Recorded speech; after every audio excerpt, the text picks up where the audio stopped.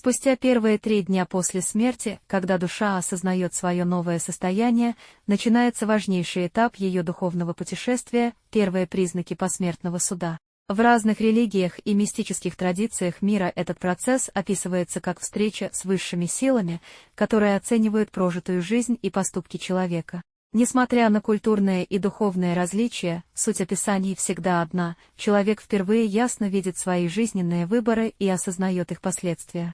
В православной традиции душа после 3-го дня встречается с ангелами, сопровождающими ее к первым духовным вратам, где происходит начальный обзор прожитой жизни.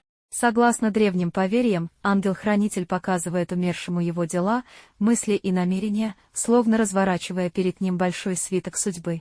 Этот процесс называют частным судом, где человеку впервые становится очевидным, что ни одно деяние не исчезает бесследно и каждое событие имело глубокий смысл. В исламе также упоминается подобный момент, когда умершего посещают 2 ангела, Мункар и Накир. Они задают душе 3 вопроса: кто твой Господь, какая твоя религия и кто был твоим пророком. Считается, что ответы зависят не от знаний, а от образа жизни, поступков и веры человека, поэтому душа впервые сталкивается с истинной сущностью своей духовности. Уникальные описания этого опыта также дают люди, пережившие клиническую смерть. В известной книге доктора Раймонда Мауди «Жизнь после жизни» приводится множество рассказов очевидцев, которые описывали встречу с существами, наполненными светом и мудростью. Они говорили, что эти существа ничего не спрашивали, но взглядом передавали абсолютное понимание всего, что было прожито человеком на Земле, демонстрируя, что оценка жизни уже заложена в его собственном сознании. Известный случай произошел с американцем Джорджем Ричи, пережившим клиническую смерть во время Второй мировой войны. Ричи описывал встречу с сияющим существом, которое без слов заставило его пережить заново все моменты жизни, почувствовать боль и радость, которые он причинил другим людям. Он осознал, что главным критерием оценки жизни было не богатство или успех, а любовь и сострадание, проявленные к окружающим. Похожие мистические описания можно встретить и в буддийских текстах. Тибетская книга мертвых Бардот-Хидол детально описывает встречу души с различными божествами и духами, которые представляют собой зеркальное отражение кармы человека. Согласно этому учению, душа сталкивается с проекциями собственных поступков, мыслей и эмоций, впервые ясно видя, как каждое деяние формировало ее последующую судьбу. В древнеегипетской традиции знаменитый суд Осириса – это первое испытание души, где сердце умершего взвешивалось на весах против пера богини истины Маат. Это было символическое выражение того, насколько человек жил в согласии с законами справедливости и нравственности. Если сердце оказывалось легче пера, душа могла пройти дальше в вечность, если тяжелее, она подвергалась очищению или новым испытаниям. Даже современные медиумы и экстрасенсы описывают похожие переживания умерших душ, которые приходят во время спиритических сеансов. Один из известных экстрасенсов XX века, Эдгар Кейси, утверждал, что души после смерти мгновенно понимают, насколько праведной или заблудшей была их жизнь. Кейси описывал это как духовный обзор, который показывает все события жизни одновременно и позволяет душе впервые осознать ее реальное духовное состояние. Существует история, описанная женщиной из Германии, перенесшей клиническую смерть после тяжелой болезни. Она рассказывала, что встретилась с неземным существом, которое без слов дало ей почувствовать всю любовь и боль, что она причинила другим за жизнь. После возвращения к жизни женщина кардинально изменила свое поведение, став намного внимательнее и добрее к окружающим. Эти мистические, религиозные и реальные свидетельства подтверждают: первые признаки посмертного суда – это не наказание, а возможность глубокого осознания своей жизни и поступков. Именно в этот момент душа осознает, что все пережитое имело смысл, и что последствия его поступков влияют на дальнейший путь и возможные перерождения. Эти знания являются неотъемлемой частью всех духовных традиций и доказывают, насколько важным становится каждое действие, мысль и намерение при жизни. Таким образом, первые знаки посмертного суда – это универсальные переживания, описанные в разных культурах и временах. Они объединяют нас всех в общем духовном опыте, подтверждая, что каждая жизнь – это возможность для развития, любви и понимания своей истинной сущности. И чем больше мы осознаем этот факт при жизни, тем легче и осмысленнее становится наше духовное путешествие после смерти.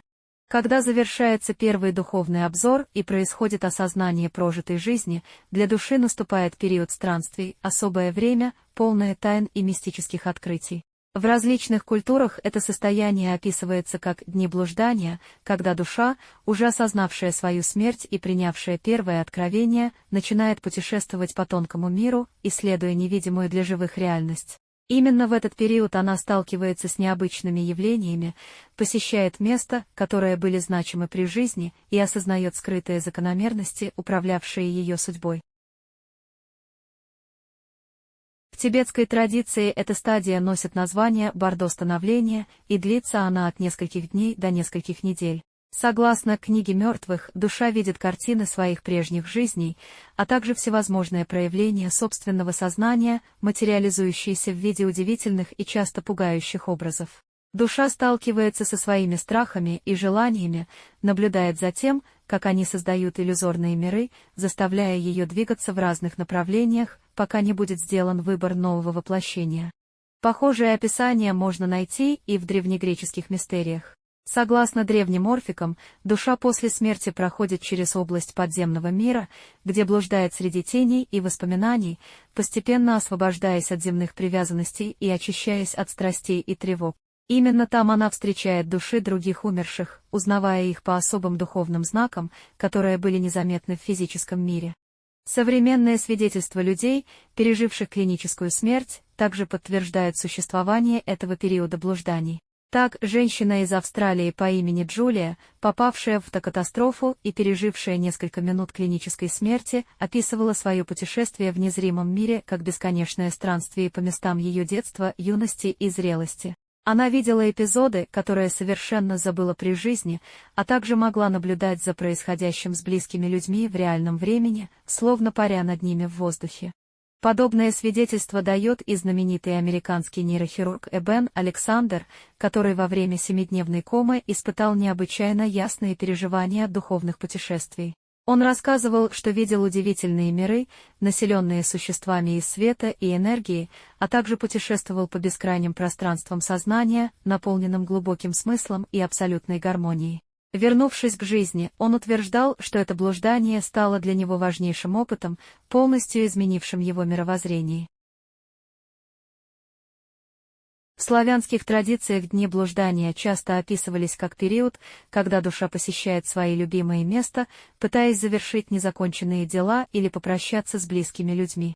В древних деревенских поверьях есть множество историй о том, как после смерти люди видели своих родственников или соседей, которые появлялись в привычных местах и словно хотели передать какое-то сообщение. Считалось, что именно в это время душа способна на краткое мгновение проявиться в мире живых, прежде чем окончательно отправиться в иной мир. Есть также множество мистических историй, подтверждающих это. Один известный случай произошел в Великобритании в начале Х века. После смерти матери 3 ее детей одновременно почувствовали ее присутствие в доме, словно она проверяла, все ли у них в порядке. Они ясно слышали шаги и чувствовали ее аромат, а младшая дочь даже видела ее силуэт у окна. В исламе этот период тоже важен. Душа после первых дней покидает прежнее жилище и отправляется в странствие, где ей открываются не только события ее собственной жизни, но и тайны будущего мира. Согласно древним исламским трактатам, душа встречается с другими душами умерших, обменивается с ними опытом и знанием, осознавая глубину своего существования и значение каждой прожитой минуты. Именно этот период считается наиболее важным для осознания истинной природы жизни и смерти. Подтверждением служит история солдата времен Первой мировой войны, описавшего свой посмертный опыт после серьезного ранения и кратковременной остановки сердца. Он рассказывал, как блуждал по странным, незнакомым местам, видел невероятные пейзажи, а затем внезапно оказался дома, видя, как мать молится за него у домашнего алтаря. Когда он вернулся к жизни, его воспоминания совпали с точностью до минуты с событиями, происходившими в реальности. Эти дни блуждания, описанные во многих традициях, подтверждаются не только древними текстами, но и современными исследованиями. Психологи и ученые отмечают, что многие пациенты после пережитой клинической смерти описывают схожие переживания, независимо от культурного и религиозного фона. Именно этот этап становится ключевым для понимания того, как душа готовится к следующему воплощению или окончательному переходу в иные сферы существования. Сегодня мы понимаем, что дни блуждания — это не просто мистические переживания, а важнейший этап духовного становления души. Эти дни дают ей возможность осмыслить прожитое, осознать ошибки и достижения, обрести новый взгляд на свое духовное путешествие. И, возможно, именно осознание этого поможет каждому из нас более глубоко и ответственно прожить свою земную жизнь, понимая, что за ее пределами есть нечто большее, чем просто конец существования. Седьмой день после смерти издревле считается особым моментом во многих духовных и мистических традициях. Именно этот день воспринимается как финальный этап прощания души с земным миром, после которого она окончательно уходит в иной план существования. В культурах разных народов седьмому дню отводится особое значение, сопровождаемое множеством обрядов и ритуалов, помогающих душе легко и спокойно завершить свое пребывание на земле. Православная церковь отмечает седьмой день после смерти специальной молитвой и поминовением, веря, что именно в этот момент душа покидает близких и отправляется навстречу духовному испытанию. Согласно православным представлениям, первые 6 дней душа еще находится между мирами, посещая место своего прошлого, но на седьмой день ей предстоит окончательное осознание и принятие своего нового состояния. Именно в этот день принято устраивать поминальный обряд, чтобы помочь душе найти покой и благополучно перейти в иные сферы существования. В тибетском буддизме седьмой день также является важнейшим этапом в духовном путешествии.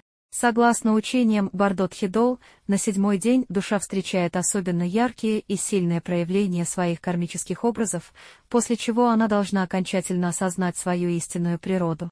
В этот период монахи проводят специальные молитвы и медитации, сопровождая сознание умершего и помогая ему преодолеть страх перед неизвестным. Исламская традиция также подчеркивает важность седьмого дня, рассматривая его как окончание первого этапа посмертного существования души. Родственники собираются вместе, читают Коран и произносят специальные молитвы, просят для умершего прощения и покоя. Считается, что в этот день ангелы окончательно забирают душу, завершая ее земной путь и открывая перед ней новый духовный мир. Мистические истории, связанные с седьмым днем после смерти, часто описывают необъяснимые явления, происходящие в семьях умерших. Одна из самых известных историй произошла в небольшом городке в Канаде. После смерти главы семьи, именно на седьмой день его близкие услышали громкий стук в дверь, хотя на пороге никого не оказалось. Позже выяснилось, что в этот самый момент на старинных часах, принадлежавших покойному, стрелки остановились ровно на том времени, когда раздался стук. Семья восприняла это как последнее прощание души своего близкого человека. После этого случая никаких странных явлений в доме больше не наблюдалось.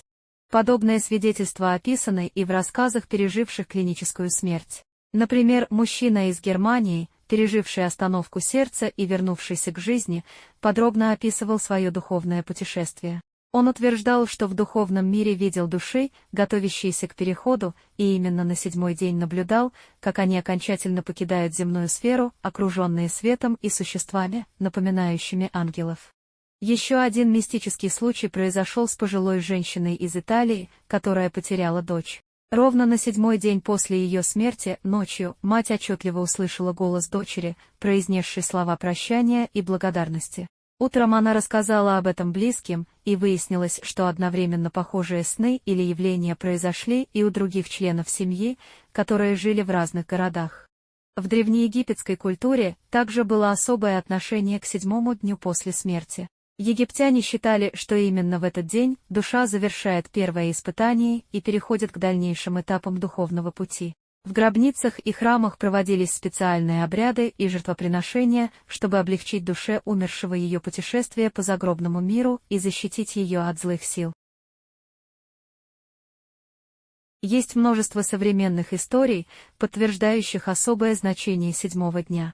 Так, семья из Бразилии после гибели сына в автокатастрофе, именно на 7-й день обнаружила на его кровати отпечаток человеческой руки, появившийся без каких-либо объяснимых причин. Родственники восприняли это как знак того, что душа молодого человека попрощалась с ними перед окончательным уходом. В различных культурах этот день воспринимается как последний шанс душе завершить все земные дела и уйти без сожалений и тревог. Именно поэтому семьи умерших стараются в этот период не только молиться, но и отпускать покойного, давая ему понять, что они примирились с его уходом и готовы отпустить его навстречу новому пути. Важно осознавать, что это не просто мистическая традиция, а глубокий духовный акт, помогающий душе обрести покой и гармонию. Эти мистические, религиозные и реальные примеры подтверждают, что 7-й день после смерти – это не просто традиция или обычай.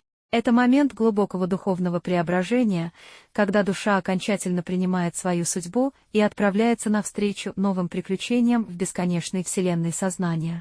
И, возможно, именно сегодня, когда человечество так нуждается в осознании вечности души, эти древние традиции и знания помогут нам глубже понять смысл нашей земной жизни и истинную природу нашего существования.